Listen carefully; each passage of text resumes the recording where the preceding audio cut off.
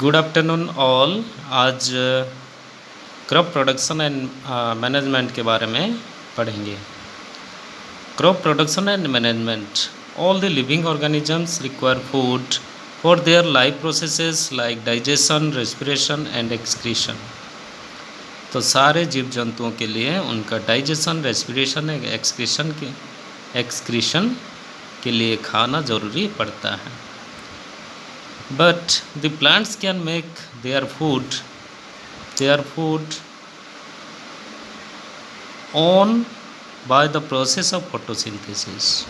Plants can make their own food by the process of photosynthesis, and animals, including human, cannot make their food, so they depend on the plants. जितने जो living organisms plant के अलावा हैं वो लोग खाना खुद के लिए बना नहीं सकते हैं, इसीलिए वो पेड़ों के पर डिपेंड करते हैं, जबकि प्लांट्स खुद का खाना खुद बना सकते हैं। So they doesn't depend to other for their food. Next, in order to provide the food for a large population, regular production, proper management and distribution of food is necessary. In order to provide a large population, India का बहुत सारा population है, इसीलिए उनके लिए क्या चाहिए? Regular production, proper management and distribution of food is highly necessary for the large vast peoples of India. इसके लिए हमें क्या करेंगे? इसके लिए हमें एग्रीकल्चर करना पड़ेगा। उसके लिए डिफरेंट प्रैक्टिसेस हैं, उसको देखेंगे। Agricultural practices, when the same kinds of plants are grown at one place on a large scale, it is called crop. When the same kinds of plants, एक ही प्रकार का किसी भी प्लांट्स को एक लार्ज प्लेस में अगर ग्रो करेंगे तो उनको क्या बोलते हैं? Crop. Okay, different types of crops like cereals, vegetables, fruits etc. क्या क्या है? cereal, vegetable, fruits can be classified on the basis of the season in which they grow. ये जितना सब वेजिटेबल, क्रॉप, फ्रूट्स हम लोग कल्टीवेट करते हैं उनको सीजन के हिसाब से हम उनको क्लासीफाई करते हैं। India is vast country, here the climatic conditions like temperature, humidity and rainfall vary from one region to another. India is a vast country. Here the climatic conditions like the temperature, humidity, rainfall and vary from one region to another. यहाँ की भारत एक बहुत बड़ा देश है, इसका तापमात्रा, इसका आर्द्रता, इसके में बारिश हर जगह पे अलग अलग होता है। There is a rich variety of the crops grown in different parts of the India. There is a rich variety of crops grown in different parts of India. Despite this diversity, two broad cropping patterns can be identified. These are, तो इसका मतलब क्या हुआ है? The variety of crops are grown in different parts of India. लेकिन ये सारे के अलावा हम इसमें दो प्रकार की क्रॉप्स के बारे में बात करेंगे। ओके, सो दीज आर, क्या क्या है? Kharif crop and rabi crop. Kharif crop and rabi crop. Kharif crops क्या है? So the crops which are sown in the rainy seasons are called kharif crops. Rainy season में जो क्रॉप्स हम ग्रो करते हैं उनको क्या बोलते हैं? Kharif crops. The rainy season in India is generally from the June month to September month. June month to September month. हमारे भारत देश में ये जो खरीफ क्रॉप्स जो रेनी सीजन में किया जाता है वो जनरली जून मंथ से सितंबर मंथ तक होता है। Paddy, maize, soybean, groundnut, cotton etc. क्या क्या है? Paddy, maize, soybean, groundnut, cotton etc. Are the examples of kharif crops. Examples of kharif crops यहाँ पे आप लोग देख सकते हैं। सी, ये पेडी धान है,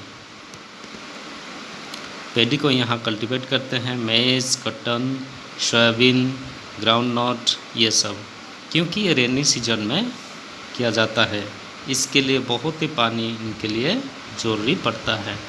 high amount of water is required for this cultivation, so this crops are generally grown in rainy season. Okay, next rabi crops. Second one is rabi crop. The crops which are grown in the winter season are called rabi crops. The crops which are grown in the winter season are called rabi crops. Their time period is generally from the October month to March. October month to March. कहाँ से कहाँ? अक्टूबर से मार्च के बीच में किया जाता है। ये विंटर सीजन में, ठंडी के समय में किया जाता है। And these crops are generally wheat, gram, pea, mustard and linseeds are the examples of rabi crops. क्या क्या है? गेहूँ, ग्राम, पी एंड सरसों, linseeds, ये सब क्या है? रबी क्रॉप्स है। Besides these, the pulses vegetables are grown during the summer at many places. इसके अलावा दूसरे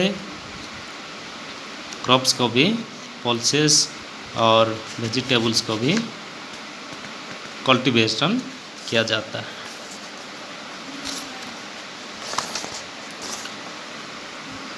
for example see wheat, pea and mustard, ये आप लोग देख पा रहे हैं। नेक्स्ट है basic practices of crop production. The several activities undertaken by the farmers for the cultivation of the crops over a period of time are referred to agricultural practices. Several activities undertaken by the farmers for the cultivation of crops over the period of a time referred to agricultural practices. इसका मतलब क्या हुआ है? हमारे farmers, हमारे cultivators बहुत सारा steps करते आ रहे हैं जो कि पीरियडों तक चलते आ रहा है। अलग अलग का काम करते रहते हैं। ये activities for the crop production, उसके लिए डिफरेंट एक्टिविटीज़ किया जाता है।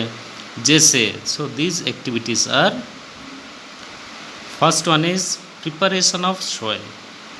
पहले कैसे तैयार किया जाएगा मिट्टी को, किस तरह कल्टीवेट किया जाएगा, किस तरह प्रस्तुत किया जाएगा कि हम लोग उसमें कल्टीवेशन कर सकते हैं। So preparation of soil, sowing, preparation of soil, sowing. तो पहले देखें preparation of soil. One of the most important task in agriculture is to turn the soil and loosen it. तो पहला हमारा मुख्य काम क्या है एग्रीकल्चर में?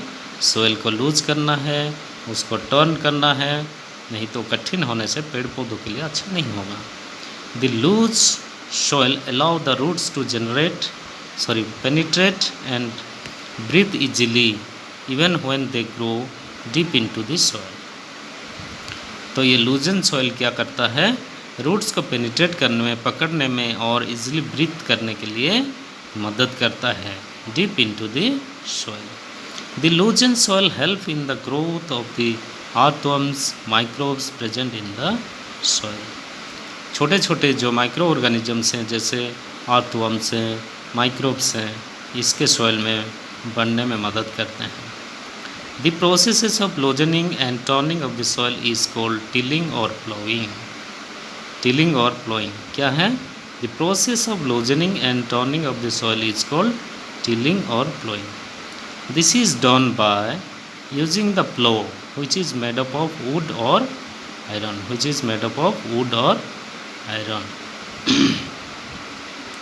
the process of loosening and turning।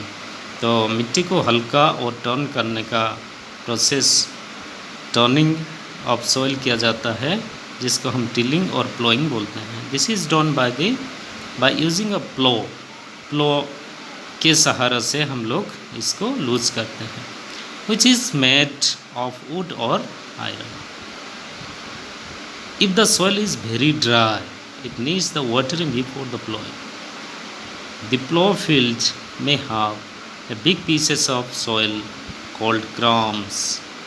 अगर हम लोग ज़्यादा ही सूखा पड़ा है तो उसके लिए उसको जब हम प्लोइंग करते हैं, टिलिंग करेंगे, तो उसी समय वाटरिंग करना पड़ता है ताकि वो हल्का से उस मिट्टी को हम लोग टर्निंग कर सकें, लूज कर सकें, प्लोइंग कर सकें।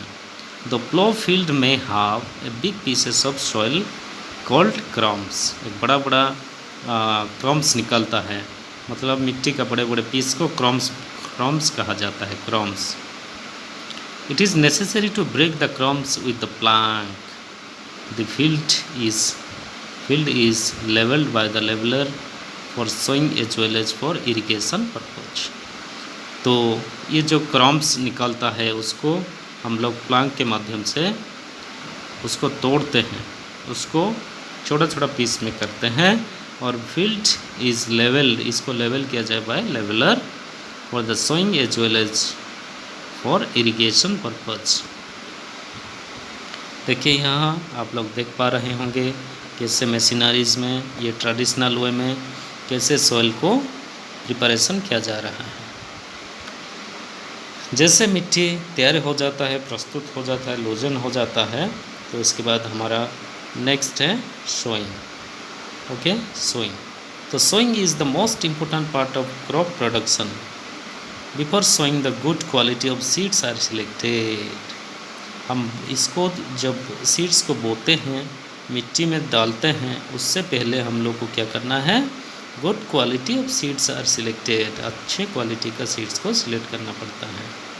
These are clean and healthy seeds for the good variety. These are clean and healthy variety of good seeds. अच्छे और खास सीड्स को हमें चूज करना होगा। The farmers prefer to use the seeds which gives high yield.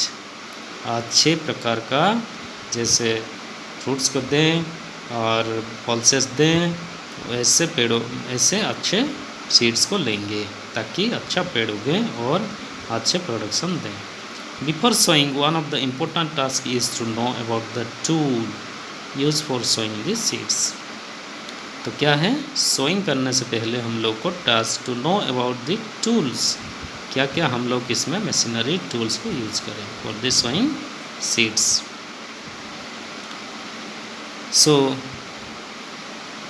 इसमें हम लोग देखेंगे जो सोइंग सीड्स के लिए क्या क्या टूल्स, जैसे traditional tool seed drill,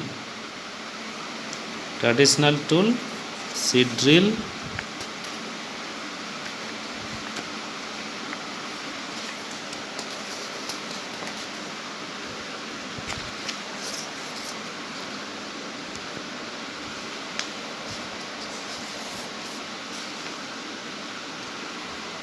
okay. सो ट्रेडिशनल टूल क्या है, it is the tool shaped like the funnel used traditionally for sowing the seeds. These seeds are filled with the funnel, passes down through the 2 or 3 pipes having the sharp end. These end pierce into the soil and place the seeds. तो traditional tool क्या है, एक tool shaped linked like the funnel used traditionally for the sowing seeds. इसको seeds को सो करने के लिए एक फॉनल शेप का एक सीड सोइंग को यूज़ किया जाता है, जो कि seeds are filled with the funnels pass down, वो नीचे की ओर से जाके 2 या 3 पाइप्स के ओर से शार्प एंडिंग, जहाँ पे दिस एंडेस फिर तोड़ के, मिट्टी को तोड़ के उसके अंदर जो सीड्स चला जाएगा, soils, and place the seeds there, उसके अंदर डूब के वो ऑटोमेटिक छोड़ देगा। नेक्स्ट है seed drill.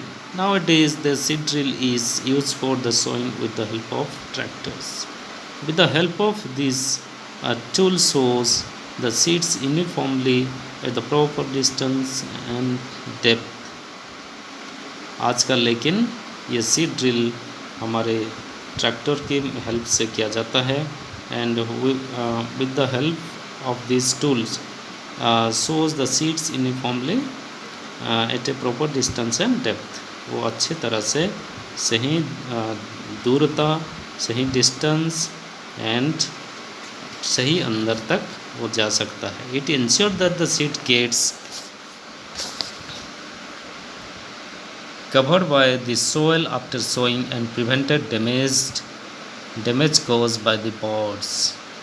It saves the time and labor. क्या है?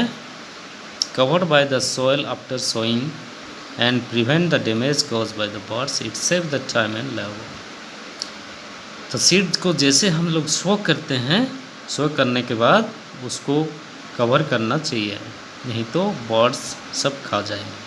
It saves the time and labour. यहाँ पे एक डायग्राम दिया गया है सीड ड्रिल को, देखिए। नेक्स्ट, सीड को सो करने के बाद नेक्स्ट स्टेप है adding the manures and fertilisers. For the healthy growth of the plants, the substances which are added to the soil in the form of nutrients are called manures and fertilizers.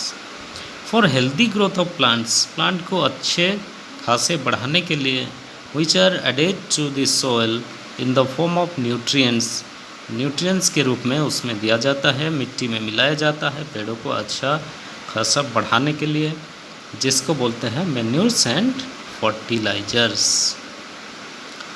Nutrients are essential for growth of the plants. Soil supply the mineral nutrients to the crops.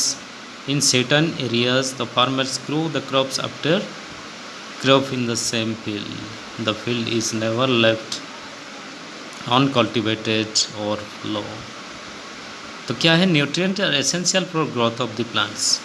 Nutrients पेड़ों को बढ़ने